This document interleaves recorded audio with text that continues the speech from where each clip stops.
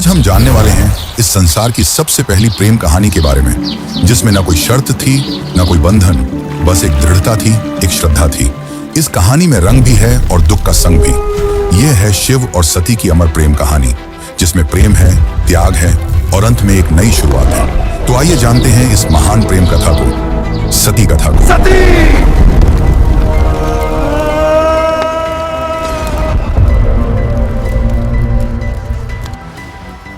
सृष्टि के आरंभिक काल की बात है, जब ब्रह्मा ने अपने मानस पुत्रों को रचा। उन्हीं में से एक थे दक्ष प्रजापति, अत्यंत बुद्धिमान परंतु उतने ही अहंकारी। दक्ष को अपनी योग्यता, अपनी शक्ति और अपने सृष्टिकर्ता के कुल से उत्पन्न होने का बड़ा अभिमान था। उसने वर्षों की तपस्या की और देवताओं से वरदान पाए संतान की प्राप्ति के लिए। उसकी यह तपस्या रंग लाई और उसे एक अत्यंत दिव्य कन्या की प्राप्ति हुई, वही जिसे हम आज देवी सती के नाम से जानते हैं। सती का जन्म किसी साधारण कन्या की भांति नहीं हुआ था। उनका स्वरूप स्वयं शक्ति का अंश था। कहते हैं वह स्वयं आदि शक्ति का अवतार थी। दक्ष को अपनी पुत्री पर गर्व था, लेकिन साथ ही उसके मन में एक अभिलाषा थी कि वह अपनी इस कन्या का विवाह किसी महान देवता, किसी वैभवशाली राजकुमार या किसी प्रतिष्ठित गृहस्थ से करेगा। उसे यह कल्पना भी नहीं थी कि उसकी पुत्री का हृदय वहां बन चुका है, जहां वैभव का कोई मोल नहीं, जहां वैराग्य ही आभूषण है, भगवान शिव। देवी सती बचपन से ही विचित्र स्वभाव की थी। अन्य कन्याओं की तरह ना तो उन्हें श्रृंगार में रुचि थी, ना ही राजसी जीवन की भव्यता में। जब जब वह शिव की चर्चा सुनती, जब किसी आर्षि द्वारा शिव की महिमा का वर्णन होता, उनका हृदय गहरे भावों से भर उठता।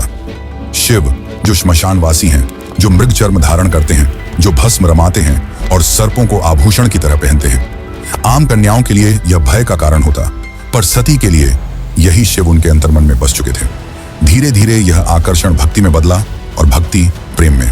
अब सती का एक ही लक्ष्य था, शिव को पति रूप में प्राप्त करना। पर यह मार्ग आसान नहीं था। जब दक्ष को सती की इच्छा का आभास हुआ तो वह क्रोधित हो उठा।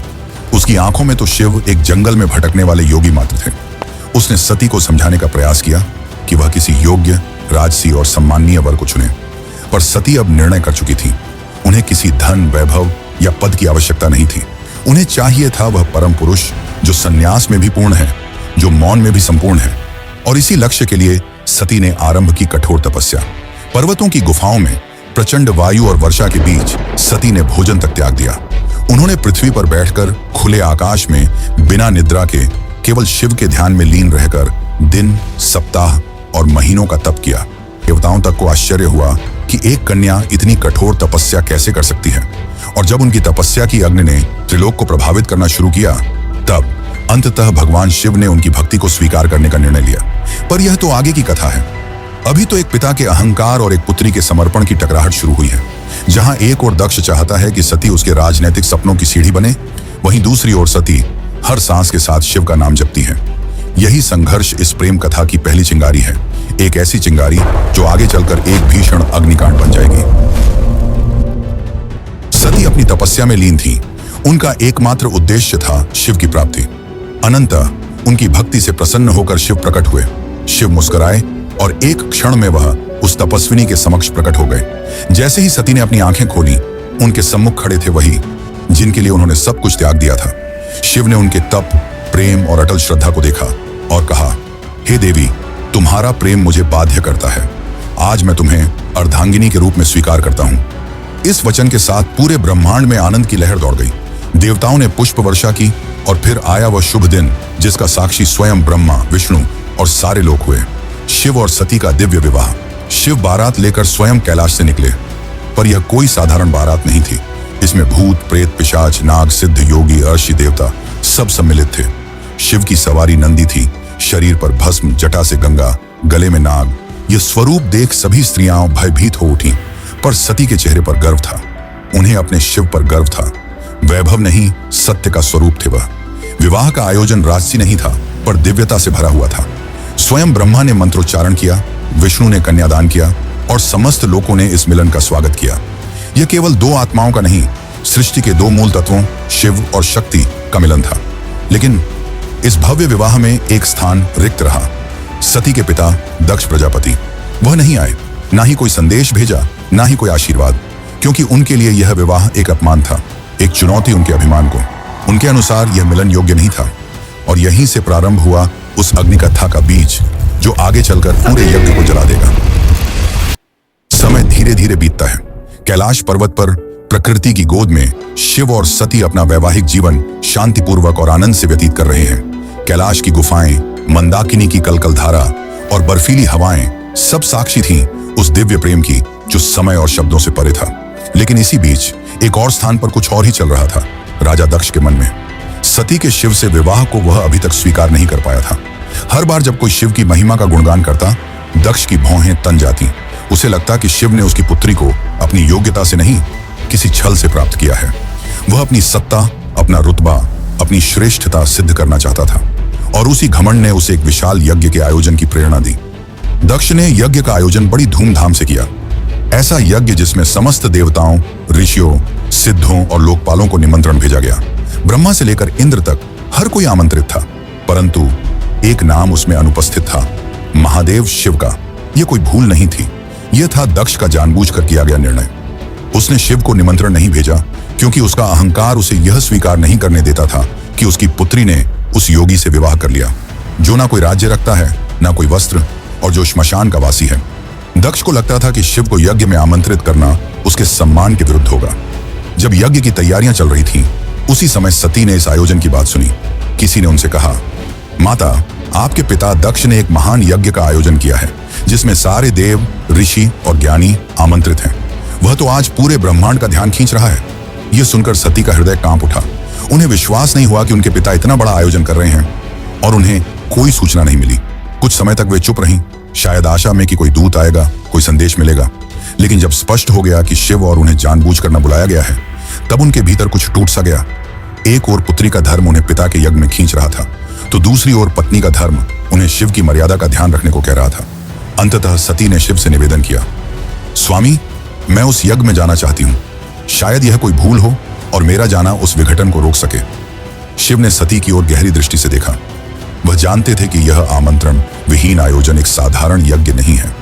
उन्होंने शांत स्वर में सती से कहा, हे प्रिय, जहां सम्मान न हो वहां स्वाभिमान को ले जाना व्यर्थ है, और मैं नहीं चाहता कि तुम उस यज्ञ में जाओ जो केवल क्रोध और घमंड से जल रही है। परंतु सती व्याकुल थी।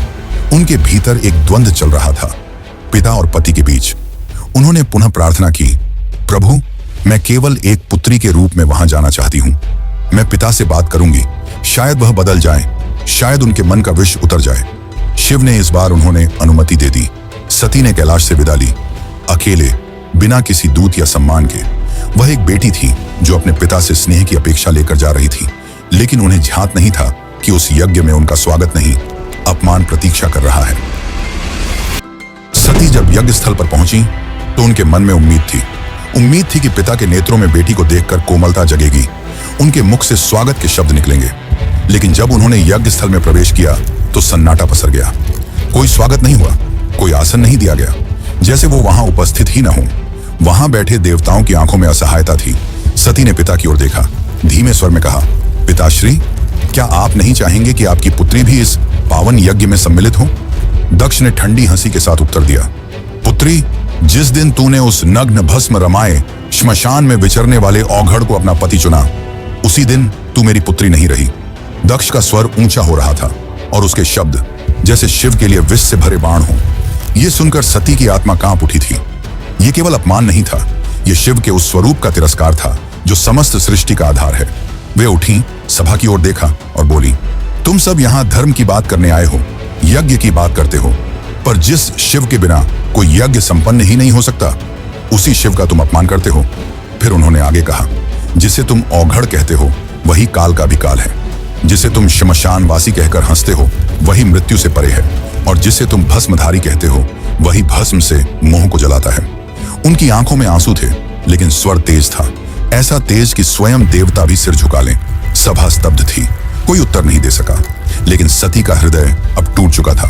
उन्होंने कहा, जिस शरीर ने आज मेरे प्रभु का अपमान सुना है, वह शरीर अब इस संसार के योग्य नहीं। और वे सीधे यज्ञ कुंड की ओर बढ़ी। वहां उपस्थित देवता उन्हें रोकना चाहते थे, पर सती अब कोई नारी नहीं थी, वह साक्षात अग्नि बन चुकी थी। उन्होंने अपने नेत्र बंद किए, शिव का स्मरण किया और अग्नि में कूद गईं। उनके चेहरे पर भय नहीं था, बल्कि एक शांति थी, एक समर्पण था जो पूरे यज्ञ मंडप को झकझोर गई। अब इस यज्ञ की अग्नि से वो तूफान उठने वाला था जो जो पूरे को तबाह कर सकता था। तो चलिए अब जानते हैं आगे की कथा। लेकिन उससे पहले अगर आपको वीडियो अच्छी लग रही है तो वीडियो को लाइक जरूर करें और कमेंट में लिखें हर हर महादेव। कैलाश पर शांति थी, पर वह शांति तूफान से पहले की थी। जब भगवान शिव को यह ज्ञात हुआ कि उनकी अर्धांगिनी अग्नि में समर्पित हो गई तो उनके हृदय में तूफान उमड़ पड़ा। आंखों में वेदना, मन में शून्यता और आत्मा में आग। ये वो शिव थे जिनका क्रोध ही प्रलय कहलाता है। शिव अपनी समाधि से उठे, उनकी जटाएं लहराईं, नेत्र रक्तिम हो उठे और सारा ब्रह्मांड कांप उठा। फिर अपने दोनों हाथों से अपनी जटाएं पकड़ी और उन्हें पृथ्वी पर पटक दिया। उसी क्षण पृथ्वी फटी और उस क्रोध की ज्वाला से प्रकट हुआ एक रूप, भयंकर, तेजस्वी और अजेय, वीरभद्र। वीरभद्र कोई सामान्य योद्धा नहीं था, वह शिव के विकराल रूप का अंश था। उसका शरीर अग्नि सा दीप्यमान था, आंखों में प्रतिशोध की ज्वाला, हाथ में तलवार। उसका प्रकट होना सृष्टि के संतुलन को डगमगाने लगा था। वीरभद्र प्रचंड गति से दक्ष के यज्ञ की ओर बढ़ चला। जिस दिशा में वह चलता, धरती कांपती, आकाश बदलता और देवताओं के हृदय कांप उठते। जैसे ही वीरभद्र यज्ञ स्थल पर पहुंचा, आकाश में अंधकार छा गया और वीरभद्र प्रकट हो चुका था। उसकी उपस्थिति मात्र से यज्ञ की अग्नि थर्रा उठी। वह बिना रुके आगे बढ़ा। पहले यज्ञ वेदी को तोड़ा, फिर वेद पाठ करने वाले ब्राह्मणों को हटाया।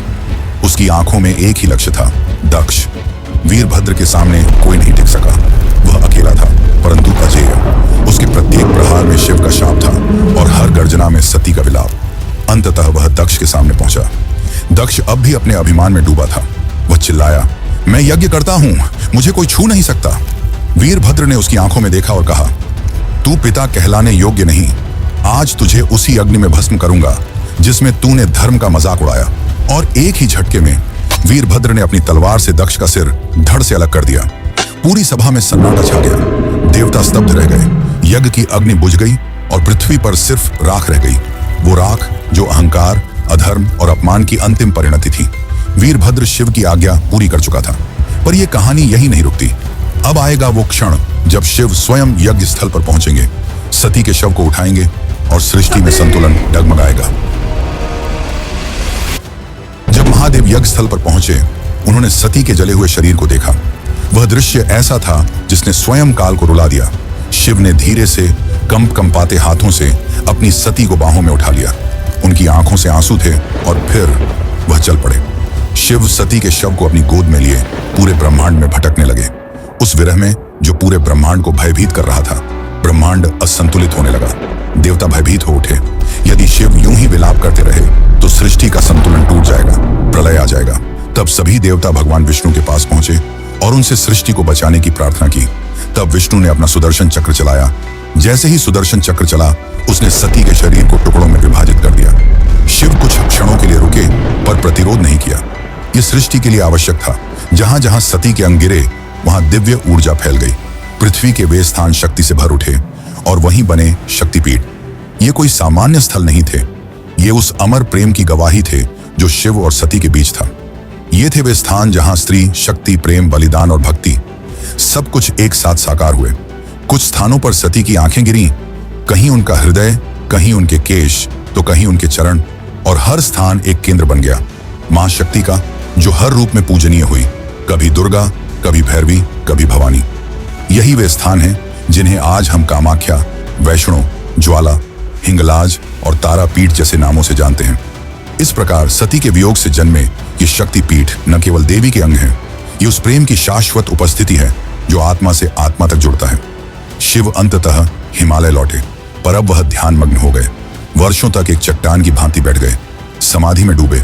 न शब्द, न गति, न भावना, बस मौन और सती की स्मृति। काल की धारा आगे बढ़ती है, युग बदल जाते हैं, पर कुछ कहानियां समय की सीमाओं से परे होती हैं, और सती की कथा उन्हीं में से एक है। वह प्रेम जो अग्नि में तपकर शुद्ध हुआ था, वह विरह जो तांडव बन गया था। उस अधूरी यात्रा को अब पूर्ण होना था, पर यह कहानी यहां समाप्त नहीं होती। प्रेम का सफर यहीं पर रुकने वाला नहीं था। जहां अग्नि ने प्रेम का रंग दिखाया था, वहीं से एक नई दास्तान का पैगाम आने वाला था। सती के बलिदान से जो प्रेम जला था, वही आग पार्वती के रूप में फिर फलने वाला था। यह अंत नहीं, यह शुरुआत है। शुरुआत है एक अमर, अनसुनी और अनोखी प्रेम कहानी की। यह शुरुआत है शिव और पार्वती की। यह शुरुआत है एक नए युग की।